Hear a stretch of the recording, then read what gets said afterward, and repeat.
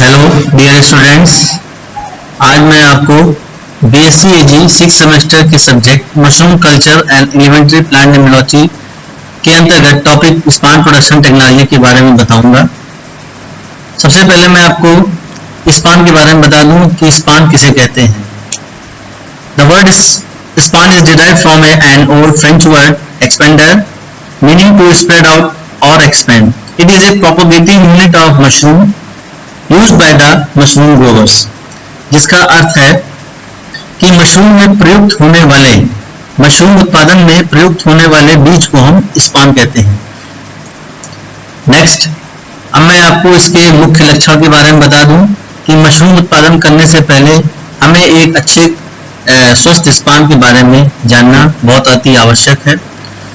यदि स्पान खरीदते समय किसी भी स्पान सोर्स से आपको ये देखना चाहिए कि जो आप स्पान खरीद रहे हैं उसमें किसी भी प्रकार का कोई भी कार्टिलेज ग्रोथ मतलब रुई की जैसी संरचना उसके अंदर नहीं होनी चाहिए।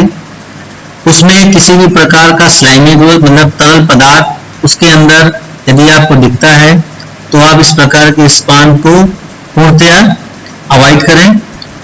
यदि उस स्पान के अंदर किसी भी प्रकार के धब्बे वगैरह दिखाई देते हैं, जैसे काले, पीले, नीले, हरे, इस प्रकार के धब्बे अगर दिखाई देते हैं तो आप ये समझ जाइए कि ये स्पान आपका संक्रमित है। इस प्रकार के स्पान को आपको यूज नहीं करना चाहिए।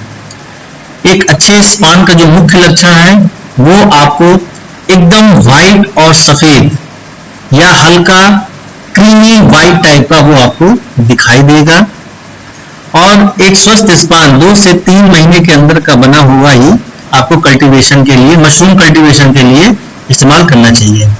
ये देखिए, इस पिक्चर के माध्यम से मैं आपको ये दिखा रहा हूँ कि देखिए एक स्वस्थ स्पान जो कि मैंने आपको जिसका लक्षण पहले प्रीवियस वाली स्लाइड में मैंने आपको बताया है। ये ऊपर आप मास्टर स्पान, नीचे कमर्शियल स्पान। अब मैं आपको विभिन्न प्रकार के स्पान के बारे में बताऊंगा। ये देखिए डिफरेंट टाइप्स के स्पान जो कि पूरे विश्व में यूज किए जाते हैं, जो कि प्राचीन काल से यूज हो रहे हैं, जैसे कि आपका natural spawn, mill track spawn, brick spawn, manure spawn, sawdust spawn, perlite spawn, grain span.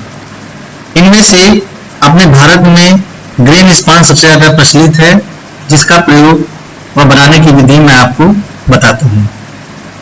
Grain span, इस प्रकार के स्पान को हम डिफरेंट टाइप्स के व्हीट ग्रेन्स, पैडी, मेज, बाजरा, ज्वार इत्यादि पर आसानी से ग्रो कर सकते हैं, क्योंकि इन ग्रेन्स के अंदर ऐसे फूड कंटेंट्स होते हैं जो कि हमारे स्पान की माइसीलियम की वृद्धि के लिए बहुत ही सुगमता पूर्वक मिल जाते हैं।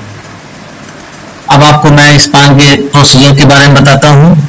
सबसे पहले जिस ग्रेन्स को हम ले रहे हैं वो ग्रेन्स हमारा healthy, disease free, insect free होना चाहिए। इस प्रकार के ग्रेन्स को हम अच्छी तरीके से पानी में 3 से 4 बार, किसी बार बाल्टी में या किसी टब में, किसी चौड़े मुंह वाले कंटेनर में हम इसको अच्छी प्रकार से 3 से 4 बार धोएंगे। धोने के तत्पश्चात इसको किसी पतीले या भगोने में इसको हम आग के ऊपर पकाते हैं। पकाने के लिए पकाते समय ये ध्यान रखना चाहिए कि हमारा दाना जो है वो फटे ना, केवल वो थोड़ा सा बहुत ही जेंटल सा वो सॉफ्ट कोमल हो जाए। तत्पश्चात हम इसमें से एक्सेस वाटर को हटाते हैं चलनी तथा मसलिन क्लॉथ की सहायता से।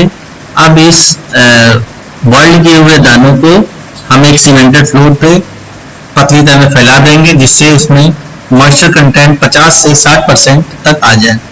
तत्पश्चात हम अपने हाथों को डिसइंफेक्ट कर लेंगे या अपने हाथों में ग्लव्स को पहन लेते हैं। उसके बाद इन दानों को एक पात्र में लेकर इकट्ठा करके उसमें कैल्शियम कार्बोनेट और कैल्शियम सल्फेट को मिलाते हैं, जिससे कि दाने आपस में न चिपके और दानों का पीएच जो है वो मेंटेन हो जाए, 7 से 7.4 के नियर अबाउट मेंटेन हो जाए।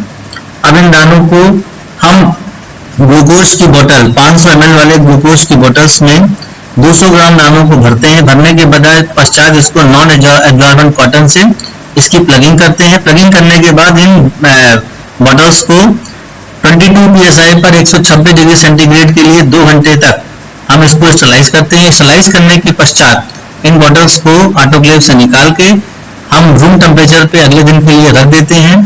तत्पश्चात इन बॉटल्स को लैमिनार एयर फ्लो में ले जाते हैं, जहाँ पे एक सुसज्जित लैब होती है, क्योंकि ये सारा का सारा काम एक इनोकुलेशन चैम्बर में किया जाता है। ले जाने के पश्चात हम इसमें जो भी जिस स्पीसीज का स्पान हमको तैयार करना है उसकी माइसीलियम को पेट्री प्लेट से कट करके हम उन बॉटल्स में इनोकुलेटिंग नीडल की सहायता से ट्रांसफर करते हैं। ये सारा का सारा काम अंडर एसेप्टिक कंडीशन, मतलब सब निर्जीवीकृत जगह, निर्जीवीकृत चीजों से किया जाता है। तत्पश्चात हम इसको 25 डिग्री सेंटीग्रेड पर इंक्यूबेट कर देते हैं बीओडी इंक्यूबेटर में, और उसके बाद हम 48 से 72 घंटे के बाद ऑब्जर्वेशन स्टार्ट कर देते हैं।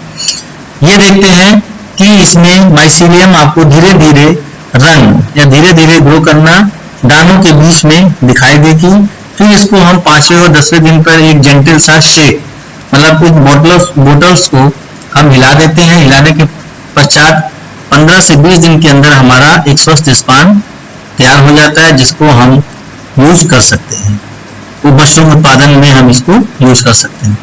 इस वीडियो के माध्यम से मैं आपको दिखाना चाह रहा हूँ, देखिए कि पहले मैं आपको दाने को बॉईल किया, बॉईल करने में पानी को निथारा गया, उसमें तत्पश्चात कैल्शियम कार्बोनेट सल्फेट मिलाया गया, इसको फिल किया जा रहा है। बॉटल्स की जगह हम पीपी बैग्स का भी यूज कर सकते हैं, इसको हम पॉलीप्रोपाइलिन बैग्स कहते हैं। तत्पश्चात इसको भरने के बाद स्टरलाइज करने के बाद देखिए यहाँ पे ये इनोकुलेशन का कार्य हो रहा है। इनोकुलेशन का कार्य होने के बाद इसको बीओडी इंक्यूबेटर में हम इंक्यूबेट कर दे रहे हैं, और जिससे कि हमारा मशरूम क्या नाम है स्पान प्रोडक्शन जो है हमारा स्टार्ट हो रहा है। इस चित्र की सहायता से मैं आपको ये दिखाना चाह रहा हूँ कि ये जो आप देख सकते हैं कि पेट्री प्लेट में, गोल सी पेट्री प्लेट में माइसीलियम को डेवलप कर रखा है। फिर माइसीलियम को इसी से ही हमने इन बॉटल्स में इनोकुलेट किया। फिर इन बॉटल से, इनको हम मास्टर स्पान कहते हैं, जो कि हम आपको पहले की स्लाइड में दिखा चुके हैं, जो बॉटल्स में बने हैं। तत्पश्चात हम इनको इस कमर्शियल स्पान के लिए आगे ले जाते हैं। अब मैं आपको डिफरेंट टाइप्स के तरीके स्पानिंग के बताता हूँ। Single layer spawning, double layer spawning, thorough spawning, spot spawning and active mycelium. Single layer spawning में ये होता है, जब हम स्पानिंग करते हैं तो सबस्ट्रेट के ऊपर एक लेयर स्पान के दानों को बिखेर देते हैं, फिर उसके ऊपर हम सबस्ट्रेट बिछा के उसको बांध कर रख देते हैं। इसी प्रकार हम डबल लेयर, सिंगल की बजाय हम डबल लेयर ले लेते हैं। थारों में हम लेयर में न लेके सबस्ट्रेट के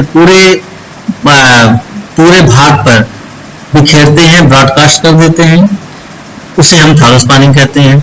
स्पॉट स्पानिंग मतलब हम एक जगह किसी भी ट्रे में हमने कंपोस्ट या सबस्ट्रेट को फिल कर दिया, फिल करने के पश्चात उसमें छोटे छोटे छिद्र, गड्ढे करके पिट्स बना के इसमें स्पान को फिल करते हैं और उसको ढक देते हैं। इसको हम स्पॉट स्पानिंग कहते हैं। एक्टिव माइसीलियम स्पानिंग, इसमें हम डायरेक्ट एक्टिव माइसीलियम, जो हमारा स्पान यदि कहीं बना हुआ है, उसकी माइसीलियम को हम सबस्ट्रेट में सीधे मिला देते हैं।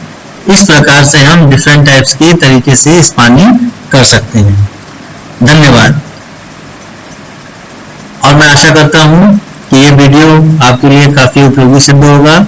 यदि आपको इस टॉपिक से संबंधित किसी भी प्रकार की कोई भी इंफॉर्मेशन या कोई भी क्वेरीज वगैरह है तो आप मुझे कॉल कर सकते हैं। You can call me on my personal mobile number 9793299686। Thank you.